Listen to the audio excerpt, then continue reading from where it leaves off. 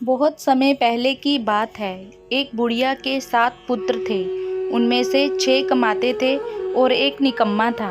बुढ़िया अपने 6 बेटों को प्रेम से खाना खिलाती और 7वें बेटे को बाद में उनकी थाली की बची हुई जूठन खिला दिया करती थी।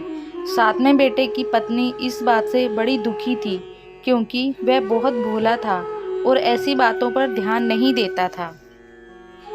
एक दिन बहू ने जूठा खिलाने की बात अपने पति से कही। पति ने सिर दर्द का बहाना कर रसोई में लेटकर स्वयं सच्चाई देख ली। उसने उसी क्षण दूसरे राज्य जाने का निश्चय किया। जब वह जाने लगा तो पत्नी ने उसकी निशानी मांगी।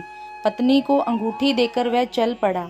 दूसरे राज्य पहुंचते ही उसे एक सेठ की दुकान पर काम मिल गया और जल्दी ही उसने मेहनत से अपनी जगह बना ली।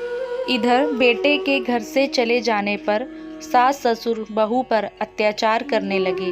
घर का सारा काम करवा के उसे लकड़ियां लाने जंगल भेज देते और आने पर भूसे की रोटी और नारियल के खोल में पानी रख देते। इस तरह अपार कष्ट में बहू के दिन कट रहे थे। एक दिन लकड़ियां लाते समय रास्ते में उसने कुछ महिलाओं को संतोषी माता की पूजा करते देखा और उनसे पूजा की विधि पूछी। उनसे सुने अनुसार बहू ने भी कुछ लकड़ियां बेच दी और 1.25 रुपये का गुड़ चना लेकर संतोषी माता के मंदिर में जाकर संकल्प लिया। 2 शुक्रवार बीतते ही उसके पति का पता और पैसे दोनों आ गए। बहू ने मंदिर जाकर माता से फरियाद की कि उसके पति को वापस ला दे, उसको वरदान दे। माता संतोषी ने स्वप्न में बेटे को दर्शन दिए और बहू का दुखड़ा सुनाया। इसके साथ ही उसके काम को पूरा कर घर जाने का संकल्प कराया। माता के आशीर्वाद से दूसरे दिन ही बेटे का सब लेन देन का कामकाज निपट गया और वह कपड़ा गहना लेकर घर चल पड़ा। वहाँ बहू रोज लकड़ियाँ बीनकर माता जी के मंदिर में दर्शन कर अपने सुख दुख कहा करती थी।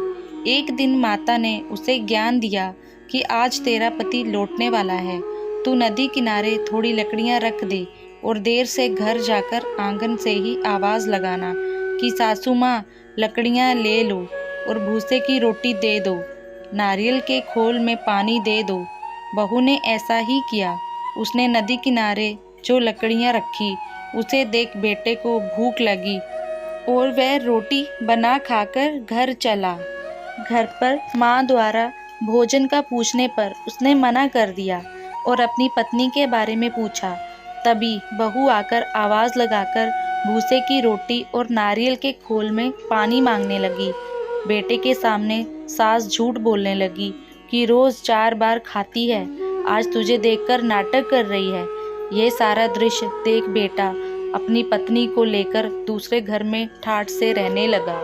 शुक्रवार आने पर पत्नी ने उद्यापन की इच्छा जताई और पति की आज्ञा पाकर अपने जेठ के लड़कों को निमंत्रण दे आई। जेठानी को पता था कि शुक्रवार के दिन व्रत में खट्टा खाने की मनाही है। उसने अपने बच्चों को सिखाकर भेजा कि खटाई ज़रूर मांगना। बच्चों ने भर पेट खीर खाई और फिर खटाई की रट लगाकर बैठ गए। ना देने पर चाची से रुपए मांगे और इमली खरीदकर खा ली। इससे संतोषी माता नाराज हो गई और बहू के पति को राजा के सैनिक पकड़कर ले गए। बहू ने मंदिर जाकर माफ़ी मांगी और वापस उद्यापन का संकल्प लिया। इसके साथ ही उसका पति राजा के यहाँ से छूटकर घर आ गया। अगले शुक्रवार को बहू ने ब्राह्मण के बच्चों को भोजन करने बुलाया और दक्षिणा में पैसे ना देकर एक एक फल दिया। इससे संतोषी माता प्रसन्न हुई और जल्दी ही बहू को एक सुंदर से पुत्र की प्राप्ति हुई। बहू को देखकर पूरे परिवार ने संतोषी माता का विधिवत पूजन शुरू कर दिया और अनंत सुख प्राप्त किया। इस व्रत में प्रातः काल स्नान आदि से निवृत्त होकर संतोषी माता को स्मरण कर दंडवत प्रणाम करें। पूजा करते समय जल से भरा कलश रखकर उसके ऊपर गुड़ और चने से भरा कटोरा रखें। कथा करने और सुनने वाले अपने हाथ में गुड़ चना अवश्य रखें और मन ही मन संतोषी माता की जय बोलते जाएं। पूजा के लिए गुड़ चना अवश्य रखें और मन ही मन संतोषी माता की जय बोलते जाएं। पूजा के लिए गुड़ चना लेते समय सवाई का ध्यान जरूर रखें, यानी अपने सामर्थ्य के अनुसार चना गुड़ ₹1.25, ₹5.25 या ₹11.25 के बढ़ते क्रम के अनुरूप ही लें। कथा समाप्त होने पर हाथ का गुड़ चना गाय माता को खिला दें और कलश पर रखा चना गुड़ प्रसाद के रूप में बांट दें और स्वयं भी प्रसाद लें। इस विधि से तब तक व्रत करते रहें जब तक आपकी मनोकामना पूरी ना हो जाए। मनोकामना पूरी होने पर उद्यापन अवश्य करें। उद्यापन के लिए 2.5 सेर खाजा, मोहनदार पूड़ी, खीर, चने की सब्जी और नैवेद्य रखें। घी का दीपक जलाकर संतोषी माता की कथा करें। जयकारा लगाकर नारियल फोड़ें।